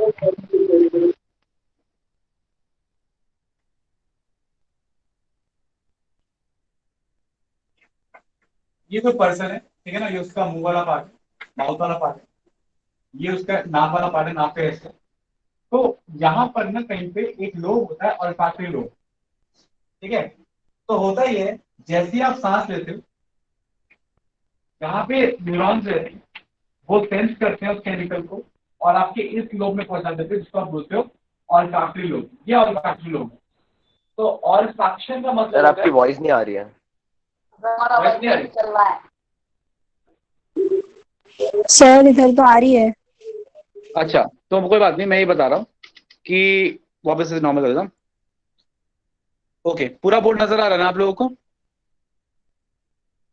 हाँ सर, दिख रहा है। ओके, तो मैं वही कह रहा हूँ कि आपके नेजल चैम्बर के जस्ट ऊपर ऑल्फैक्टरी लोब रहता है। ये आपके सेंस ऑफ स्मेल को, ऑल्फैक्शन का मतलब सेंस ऑफ स्मेल, तो जो भी स्मेल की इंफॉर्मेशन है प्रोसेस वहां हो रही है ऑल्फैक्टरी लोब में। और आप याद रखेंगे कि ये फोर ब्रेन का पार्ट है। यही इंपॉर्टेंट है कि कौन सा वाला ऑर्गन किस में आ रहा है। याद रखना, olfactory lobe is the part of forebrain. Correct? Without? No sir. Okay, अब अगला देखो, yes sir. Diencephalon. Encephalon क्या था?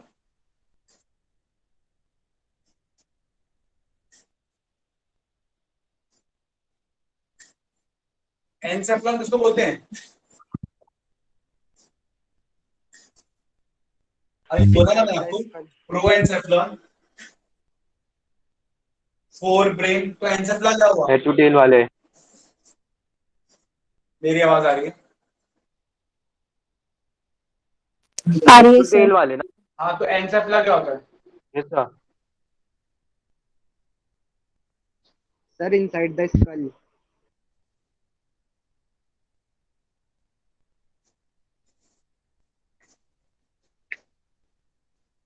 एनसेफला क्या होता है स्टूडेंट? मेरे को नहीं आ रही आपकी आवाज, क्या बोल रहे हो?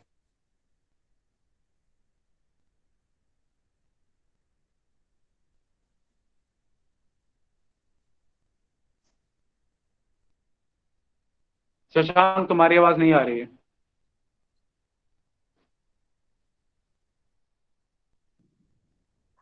दीक्षा कुछ बोलना, शशांक की आवाज तो नहीं आ रही, तुम्हारी आ रही है क्या? Sir inside the brain. नहीं, एनसेफला का मतलब ही ब्रेन होता है, ठीक है? सर अब आ रही है सर मेरी आवाज? हाँ हाँ, तुम्हारी आवाज अब आ रही है। खैर, तो मैं ये बता रहा था कि एनसेफला अगर ब्रेन हुआ तो डाई एनसेफला क्या हुआ?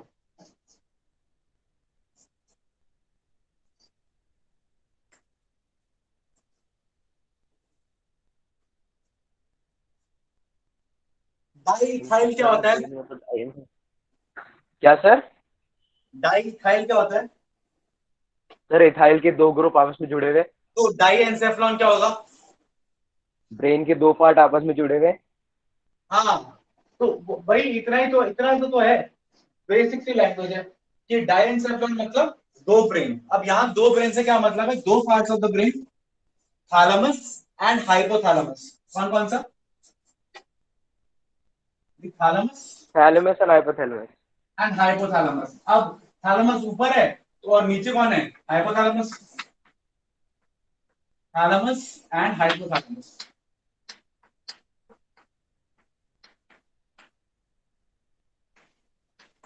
अब मैं फंक्शन बता रहा हूँ।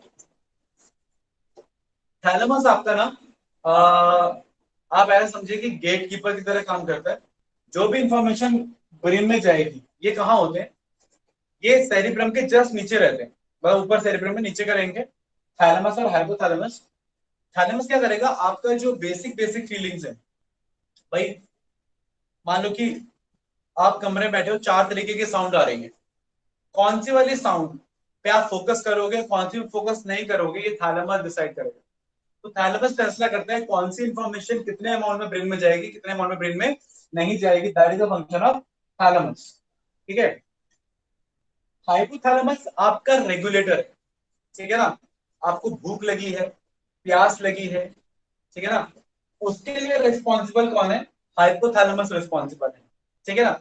फिर जितना आपके हार्मोन सिस्टम है, ठीक है ना, the father of father gland, sorry the master of master gland. भाई मास्टर ग्लैंड कौन है? पिट्यूटरी। और उस पिट्यूटरी को जो कंट्रोल करे वो कौन है? हाइपोथैलेमस। तो हाइपोथैलेमस आपकी भूख, प्यास, इसको फीलिंग आना, और भूख मिट गई, प्यास मिट गई, ठीक है ना, उन सबके लिए रिस्पॉन्सिबल कौन है? हाइपोथैलेमस, ठीक है ना? क्लियर है पॉइंट? सर अच्छा, टेम्परेचर को भी रेगुलेट करता है ना? हाँ, टेम्परेचर, देखो टेम्परेचर रेगुलेशन, ऑस्मो रेगुलेशन, है ना? जितना रेगुलेशन है बॉडी के अंदर, भाई टेम्परेचर रेगुलेट कैसा होगा? वैसोडाइलेशन से, है ना, वैसो कॉन्स्ट्रिक्शन से। वो सारे काम किसके हैं? हाइपोथैलेमस के। हार्मोन का सारा कंट्रोल हाइपोथैलेमस के पास है।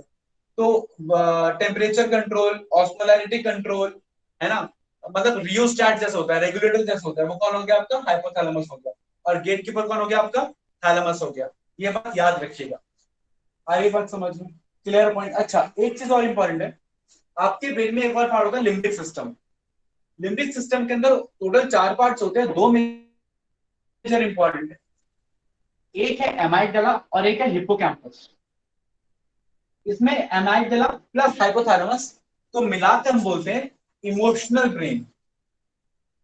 तो हाइपोथैलेमस प्लस एमाइगडाला क्या है? आपका इमोशनल ब्रेन है, क्योंकि आपकी जो कॉम्प्लेक्स इमोशनल फीलिंग्स हैं, जैसे कि love, rage, anger, sexual drive, इन सब के लिए ये दोनों क्या है? रिस्पॉन्सिबल है। एक अमाइगडाला, एक हाइपोथैलेमस।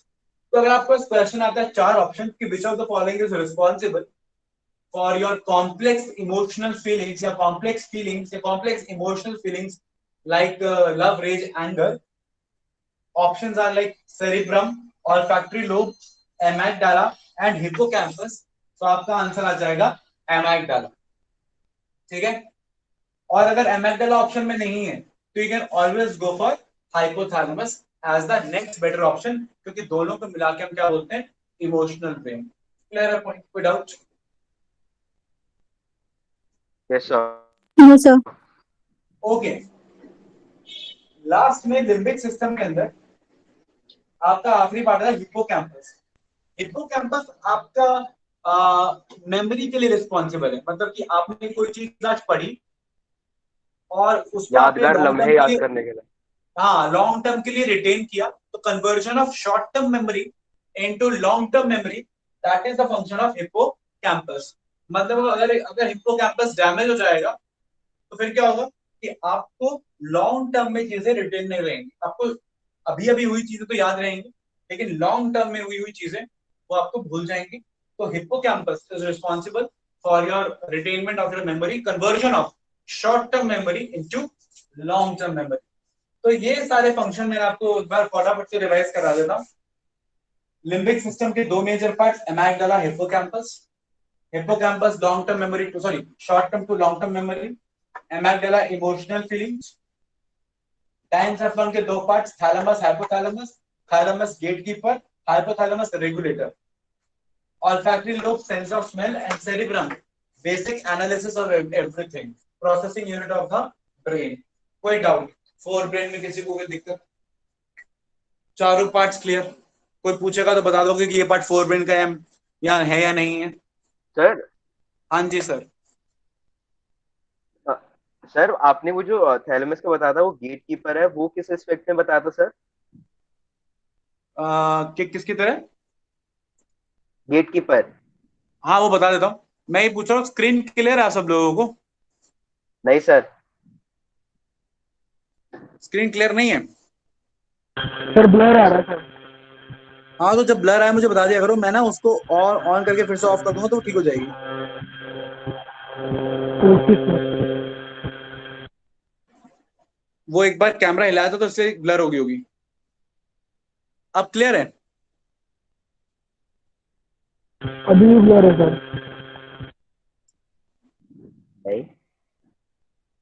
सबको ब्लर आ रही है स्क्रीन? हाँ सर। हाँ जी सर।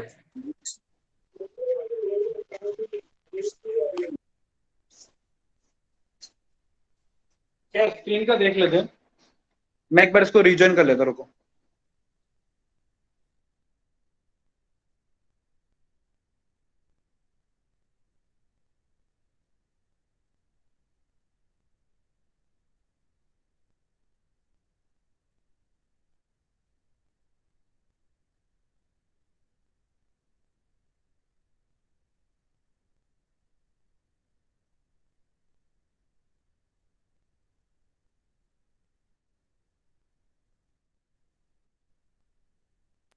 अरे सुनो, किसी ने टेस्ट की पढ़ाई स्टार्ट कर दी है क्या? अरे बोलो। अभी भी की। टेस्ट की पढ़ाई स्टार्ट कर दी है क्या शशांक? बोल दिया?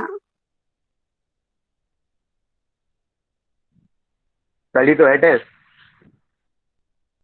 तो पढ़ लिया क्या?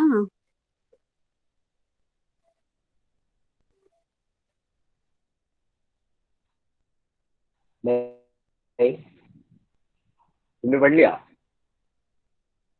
नहीं अभी नहीं पढ़ा।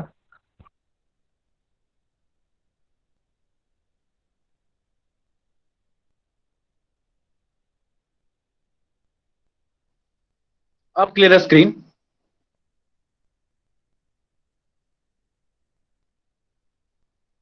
क्या अभी भी ब्लर आ नहीं रही है? सर, ब्लर है सर। अभी क्लियर है? ओके। तो सेम स्टेटस सर। क्या ब्लर है सर, ब्लर। क्लियर है? ब्लर है सर, ब्लर। क्लियर नहीं है सर। अभी भी ब्लर है? कब? जी सर। किस किस को ब्लर नजर आ रहा है, किसको ब्लर नहीं नजर आ रही है? सदन ब्लर हाँ नजर आ जी रही सर, है? ब्लर है।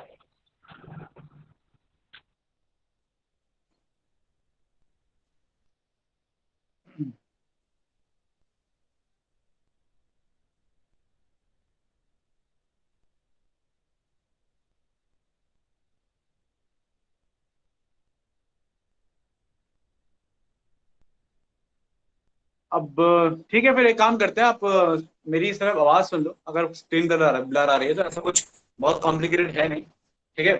4 पिन आपको समझ में आ गया ना, नो कोई डाउट तो नहीं है? सर। सर मैंने पूछा था ना अच्छा, डाउट। मिड ब्रेन के बारे में बात करते हैं। हाँ सर बोलो मेरा बोलो बोलो। डाउट का क्या हुआ? अरे बोलो भाई, मैं भूल गया, दोबारा बताओ। सर मैं कह रहा था वो थैलेमस, आपने जो गेट कीपर बोला था वो किस रिस्पेक्ट में था? देखो गेट कीपर इस कॉन्टेक्स्ट में कि अभी देखो, कुछ कोई बात, तुम घर कमरे में बैठे हो तो आवाज पंखे की भी आ रही होगी, या एसी कूलर जो भी लगा हुआ उसकी भी आ रही होगी, आवाज मेरी भी आ रही होगी। तो तुम्हारा ब्रेन फैसला करेगा कि कौन सी आवाज पे ज्यादा तवज्जो देनी है, कौन सी आवाज को ज्यादा ध्यान से सुनना है।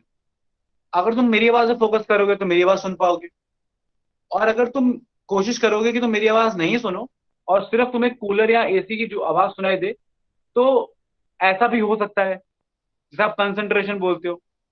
तो कंसंट्रेशन में क्या हुआ, मेरी आवाज थोड़ी ना कम हो गई, या पंखे की आवाज थोड़ा ना अचानक से बढ़ गई, वो तो वो वैसे की वैसी है, 2000 आपका फोकस शिफ्ट हो गया। तो जो फोकस शिफ्ट होना है, ये क्या हो रहा है, मतलब इंफॉर्मेशन तो पंखे की आवाज की भी ब्रेन में आ रही है, इंफॉर्मेशन तो स्ट्राइक कर रही है मेरी आवाज की भी, लेकिन कौन सी वाली आवाज को ज्यादा वैल्यू देके सही जगह पहुंचाना है, ये काम थैलेमस का, मतलब कंसंट्रेशन और फोकस में थैलेमस काम करेगा, इसलिए गेट कीपर बोला।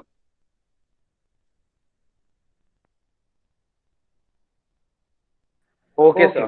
सर हाँ जी पार्थ। सर सर ये लिम्बिक सिस्टम कहाँ प्रेजेंट होता है, सेरिब्रम में या हाइपोथैलेमस में? नहीं नहीं, देखो ये सारे इंडिपेंडेंट पार्ट्स हैं। सेरिब्रम अलग है, ऑल्फैक्टरी लोब अलग है, हाइपोथैलेमस थैलेमस अलग है। इनके साइड में, मतलब टूवर्ड्स मिड ब्रेन, मतलब आप ऐसा समझो कि हालांकि आपको स्क्रीन ब्लर आ रही है, मैं ट्राई करता हूँ समझाने का, फिर भी कि ये आपका अगर ब्रेन है तो ये आपका सेरिब्रम हो गया, थैलेमस हाइपोथैलेमस यहाँ हो गया, फिर यहाँ साइड में towards the mid brain side में ऐसे घूमता हुआ लिम्बिक सिस्टम होता है, ठीक है ना। तो लिम्बिक सिस्टम अलग ही प्रेजेंट है, किसी का पार्ट नहीं है, हाइपोथैलेमस के साइड में है।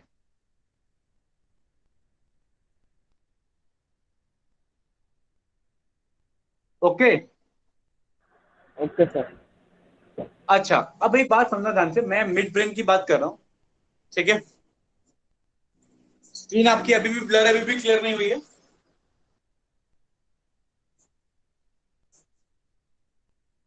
नहीं सर, आप भी क्लियर नहीं दिख रहे, आप भी हेजी हेजी से दिख रहे हैं।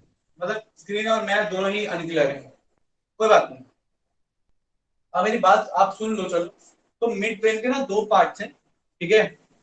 दो पार्ट्स को छोड़ो, आप मिड ब्रेन का ओवरऑल फंक्शन समझ लो कि मिड ब्रेन में ना कनेक्शन है between the fore brain and hind brain, ठीक है ना।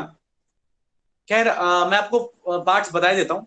दो पार्ट्स हैं मिड ब्रेन के, एक है कॉर्पोरा क्वाड्रिजेमिना, मैं स्पेलिंग बोल देता हूँ, CORPARA, PORA, कॉर्पोरा, ठीक है। Quadrigemina, quadri quad four, QUADRA quadri, GEMINA quadrigemina. तो कॉर्पोरा क्वाड्रिजेमिना एक पार्ट, और दूसरा पार्ट है क्रूरा सेरिब्री, CRURA क्रूरा, CREBRI सेरेब्रई। तो कॉर्पोरा क्वाड्रिजेमिना एंड क्रूरा सेरिब्री, ये दो पार्ट्स हैं जिसमें, ठीक है, जिसमें जो क्रूरा सेरिब्री है, सेकंड वाला क्रूरा सेरिब्री, वो कनेक्शन है भाई मिड ब्रेन का फोर ब्रेन के साथ, मिड ब्रेन का हाइंड ब्रेन के साथ, जो कनेक्शन है वो क्रूरा सेरिब्री कर रहा है, एक तरीके का ब्रिज है। और जो कॉर्पोरा क्वाड्रिजेमिना है, वो आपके ऑडिटरी एंड विजुअल रिफ्लेक्सेस के लिए रिस्पॉन्सिबल है। I repeat, auditory and visual reflexes के लिए रिस्पॉन्सिबल है। क्लियर है पॉइंट? तो कॉर्पोरा क्वाड्रिजेमिना कुल मिला के 4 लोब्स हैं जो ऑडिटरी एंड विजुअल रिफ्लेक्सेस के लिए रिस्पॉन्सिबल है, प्रेजेंट इन मिड ब्रेन, इसलिए नाम क्वाड्रिजेमिना है। और क्रूरा सेरिब्री इज अ कनेक्शन। तो ये पार्ट हो गए मिड ब्रेन के। अच्छा, हाइंड ब्रेन के मैं आपको ऑलरेडी बता चुका हूं क्यों। हाइंड ब्रेन के 3 पार्ट्स हैं, सेरिबेलम, पॉन्स एंड मेडुला। तो cerebrum, pons and medulla are the parts of hindbrain. Clear है पॉइंट? और तीनों के फंक्शन आपको क्लियर है? तो इतना ही है ब्रेन के पार्ट्स और उसके फंक्शन के बारे में, ठीक है? तो अगर मैं फटाफट से रिपीट करूं, आप ही सवाल कर लेता हूं, आप ही मुझे जवाब दीजिएगा, एक एक पार्ट सबसे पूछता हूं। दीक्षा, हाँ सर। ऑल्फैक्टरी लोब कौन से ब्रेन का पार्ट है? फोर ब्रेन का सर। ओके। आस्तिक वर्मा, आवाज आ रही है आस्तिक?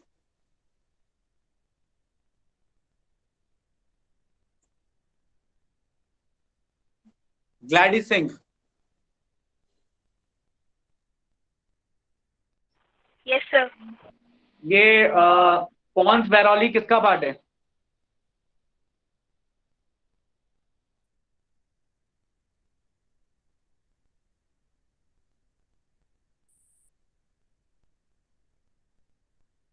सर हिंद ब्रेन का। तुम्हारा नाम क्या है? Sir Glady Singh. अच्छा, मुझे लगा किसी और नाम से हो। ओके।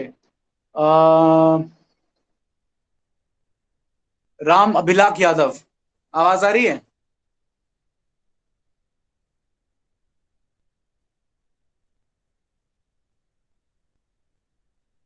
नहीं। तन्वी,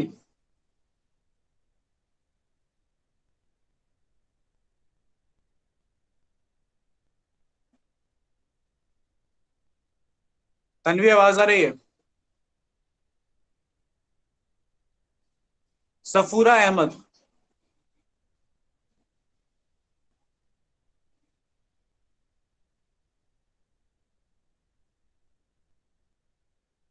ऋतु चौधरी,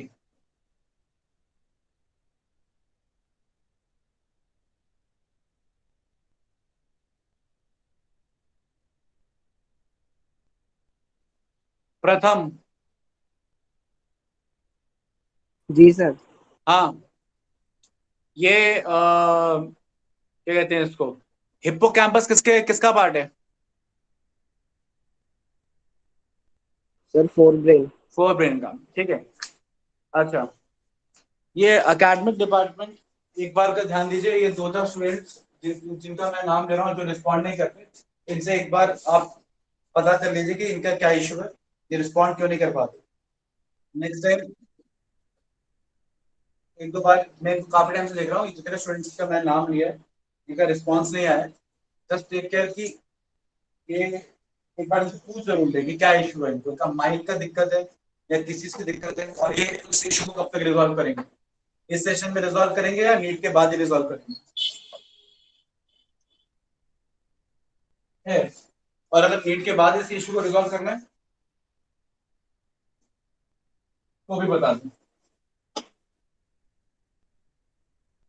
अच्छा, एक बात बताइए, सुशांत की बोर्ड क्लियर है कि अभी अभी भी अनक्लियर ही आ रहा है, नजर नहीं आ रहा है? सर आप कुछ लिखिए जरा। अच्छा,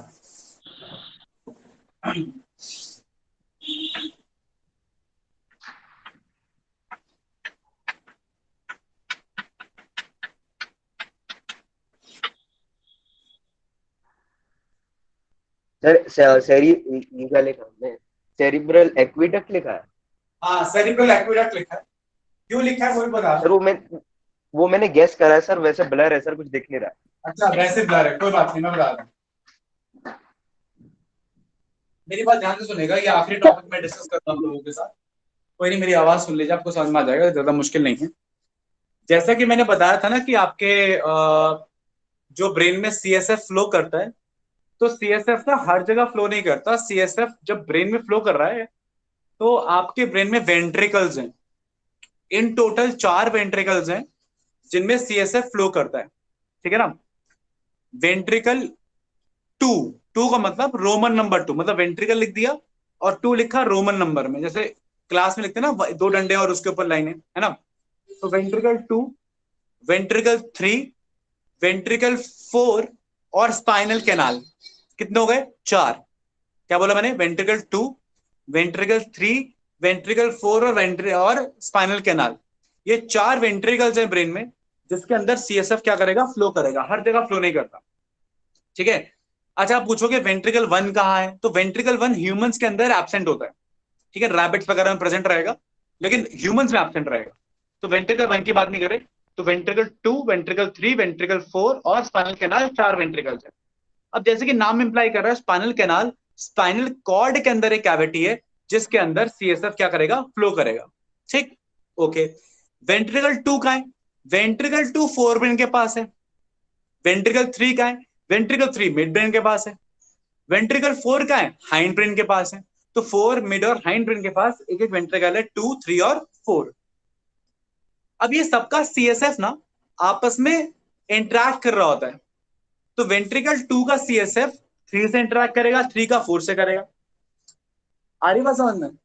तो जो वेंट्रिकल 2 और वेंट्रिकल 2 और वेंट्रिकल 3 मतलब 4 ब्रेन का वेंट्रिकल, और आप ऐसे कह सकते हो कि वेंट्रिकल 3 एक्चुअली डायनसेफ्लॉन का है। तो वेंट्रिकल 2 और वेंट्रिकल 3 के बीच में जो कनेक्शन है,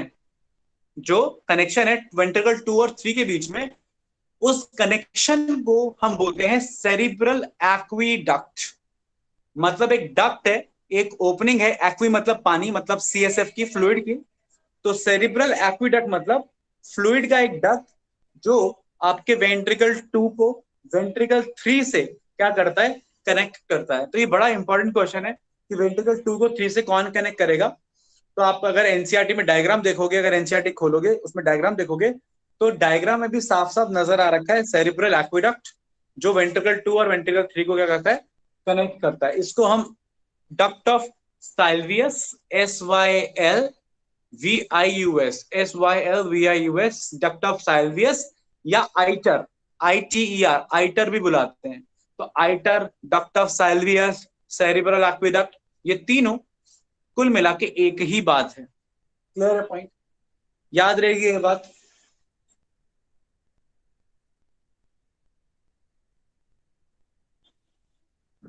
यस सर ये फाइनल कैनाल क्या है? हाँ जी। Final canal. अच्छा देखो, जैसे आपका वर्टिब्रल कॉलम है ना, वर्टिब्रल कॉलम के बीच में स्पेस है, वहां पे स्पाइनल कॉर्ड है, क्लियर। और स्पाइनल कॉर्ड के बीच में भी एक ओपनिंग होती है, मतलब स्पाइनल कॉर्ड भी हॉलो है। तो हॉलो क्यों? बीच में कैविटी है, बीच में जो कैविटी है उसको स्पाइनल कैनाल बोलते हैं।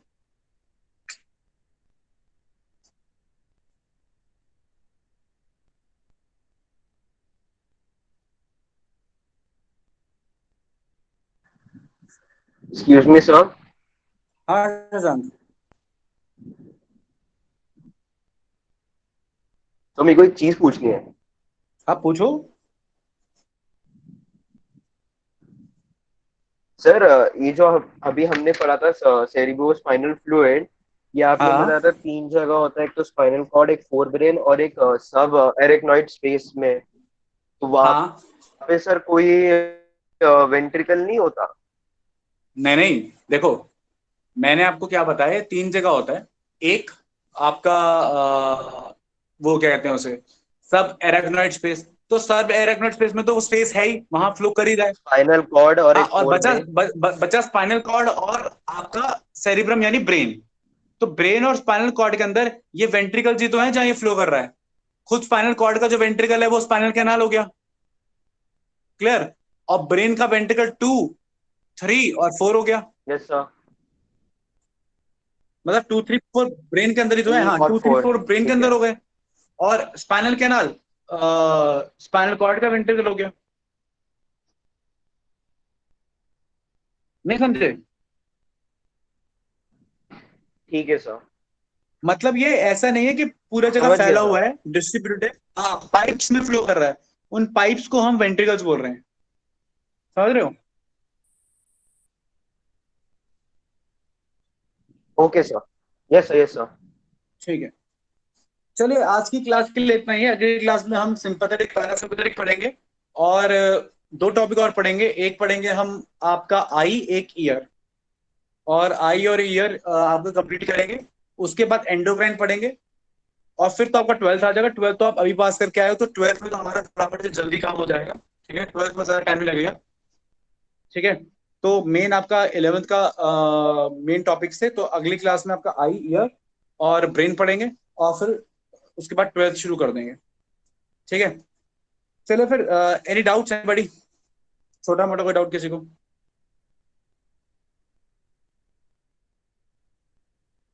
सर अभी एनिमल किंगडम भी तो रह रहा है 11th का।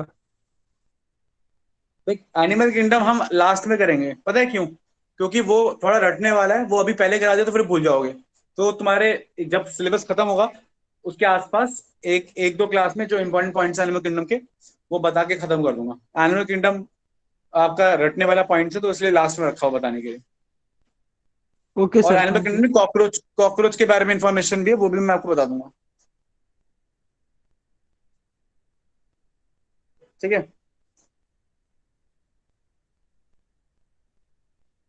चलिए फिर, कोई और डाउट? हाँ, कोई और डाउट नहीं है तो फिर अगली बार ओके बात सर। करते हैं बाकी। ठीक है, thank you sir. Okay. Thank you sir. Thank you. अरे ये इक्विलिब्रियम वाले चैप्टर में सिर्फ केमिकल इक्विलिब्रियम वाला टॉपिक आ रहा है ना? जो पढ़ा है वही आएगा ना? वही केमिकल ही पढ़ा है ना अभी? हाँ शायद वही आएगा। मोस्ट प्रोबेबली वही होना चाहिए, क्योंकि आयनिक वाला भी हुआ नहीं है कंप्लीट। अब केमिकली पढ़ा, आयनिक जस्ट हाँ स्टार्ट मतलब हुआ है। केमिकल ही आएगा। ओके ओके, और इलेक्ट्रोकेमिस्ट्री पूरा हो गया?